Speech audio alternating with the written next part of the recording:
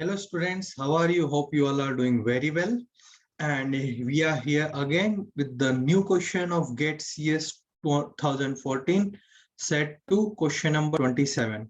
The question that was asked under computer networks, the topic was network security, and question is very interesting and conceptual.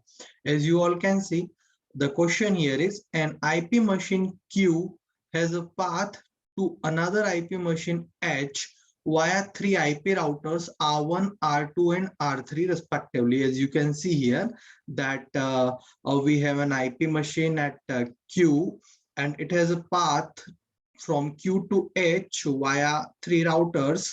Let's say it is R1, thereafter we have R2, and from R2 we have another router R3, and thereafter we have H. Okay, and you can see here H act as a HTTP server. So H here is acting as a HTTP server.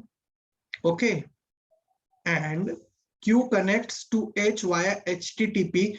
Q connects H via HTTP and it is downloading a file. Session layer encryption is used. Okay, so under OSI model, which layer encryption used? Session layer encryption is used with DES as a shared key encryption protocol. Consider the following four pieces of information. I1. The I1 is saying the URL of the file downloaded by Q. Okay, I2 is the TCP port number at Q and H. I3 is the IP address of Q and H, and I4 is the link layered address of Q and H. Now the question is, which of I1, I2, I3, and I4 out of these four statements can an intruder learn through the sniffing at R2 alone? Suppose an intruder comes into the picture alone at this R2 router 2, then to whom it can listen? To whom it can listen, right? We need to answer that. So if you will observe, I1 is the URL of the file downloaded by Q.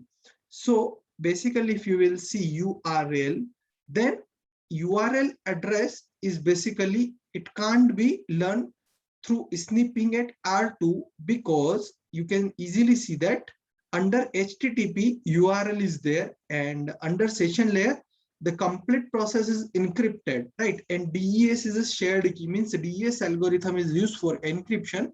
So if intruder will come at R2 alone, then that can't be seen URL, because it is encrypted at DES at session layer, right? And if we talk about I2, the DCP port numbers at Q and H. So basically TCP port numbers, okay, in TCP port numbers, the destination address of means the source address as well as destination address is stored. Hence we can say that in TCP header it is stored.